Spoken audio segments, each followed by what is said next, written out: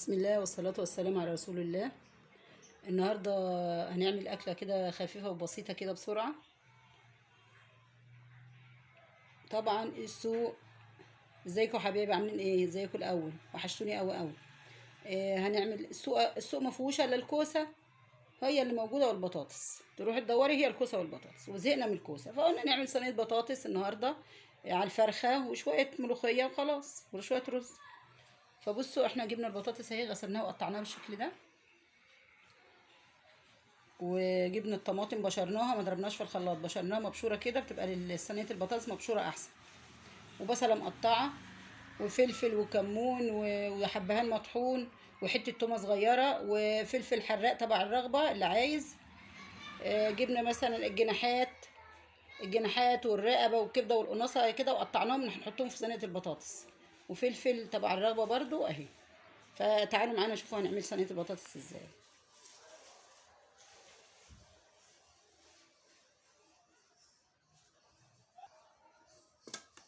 هنعمل صينيه البطاطس اهي. احط البصلايه كده، بصلايه مقطعه، ما تحطش كتير، يعني هي بصلايه واحده بس، تقلبيها كده وتنزلي بقى بالتوابل كده عليها، حبهان مطحون وكزبره ناشفه وتومه مبشوره وملح وفلفل حراق اهو كده بالشكل ده. هتقلبي الفلفل الاخضر مع التوابل مع البصلايه بالشكل ده، وندعك البطاطس كلها بيه. هنا عندي بقى حتت الفراخ اللي هي الجناحات والرقبه اهي، بجيبهم كده يدوب بياخدوا غلوه، بروح منزلاهم واحطهم في صينيه البطاطس، بيخلوها حلوه جدا بالشكل ده كده.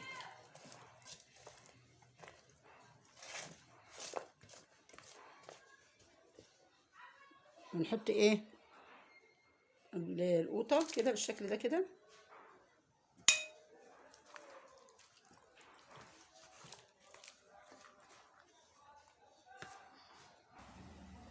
اهو كده. عملنا صينيه البطاطس بالشكل ده كده. طبعا انا ما بحطش القوطه يا جماعه، بتعمل حموضه، ولما تحطي طماطم تحطي نص معلقه سكر عشان الحموضه بتاعت الطماطم. انا ده مثلا يعني كيلو بطاطس انا حاطه له نص قوطه، يعني هو كده وكتير كمان.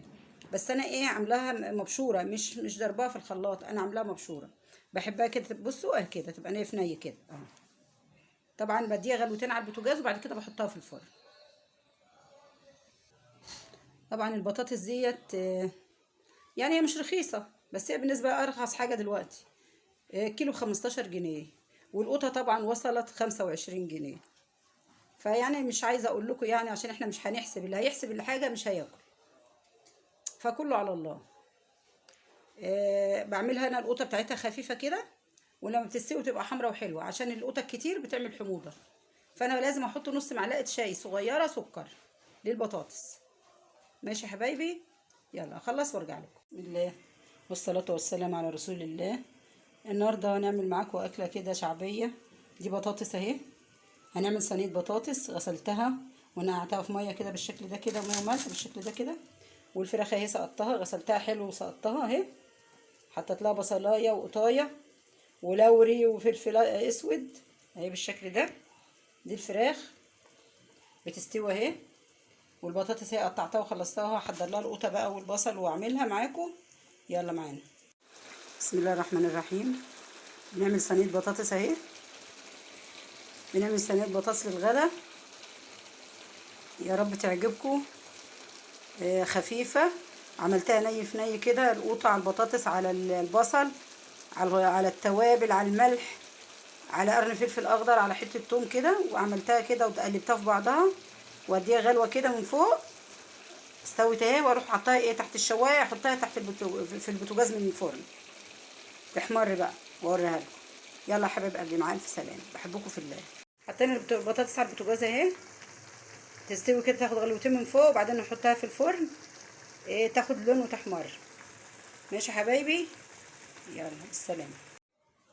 قطفنا الملوخيه اهي وغسلناها ونشفناها وهنخرطها. انا ما بعرفش اعملها في ناس بتعملها في الخلاط وفي الكبه، لا انا لازم اخرطها بالمخرطه كده.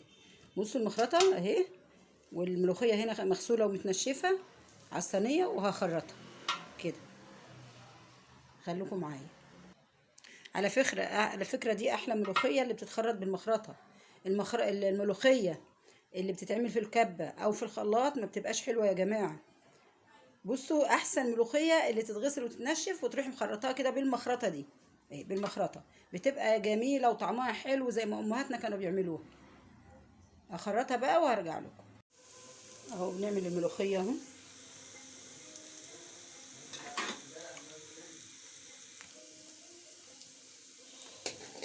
هنا حته تومه، هنا عليها شوربه نجع الشوربه.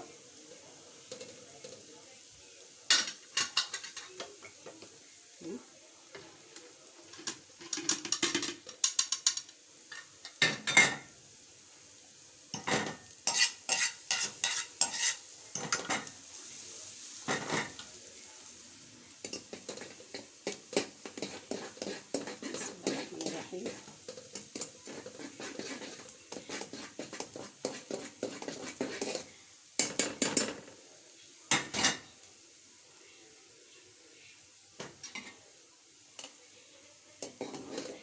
هي بس تاخد غلوه خلاص.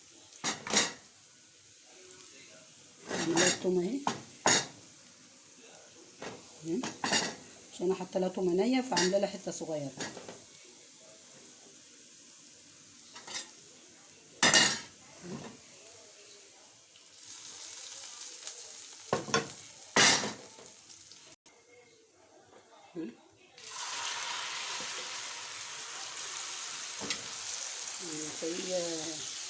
الملوخيه وجمال الملوخيه اهي. شايفين الملوخيه؟ خلاص. ادي الملوخيه اهي. طلعنا الطشه بتاعتها، بصوا خضره زي البرسيمه، شايفين خضره ازاي؟ وطعمها بقى في منتهى الجمال. يلا بالهنا والشفا. يلا مع الف الف سلامه.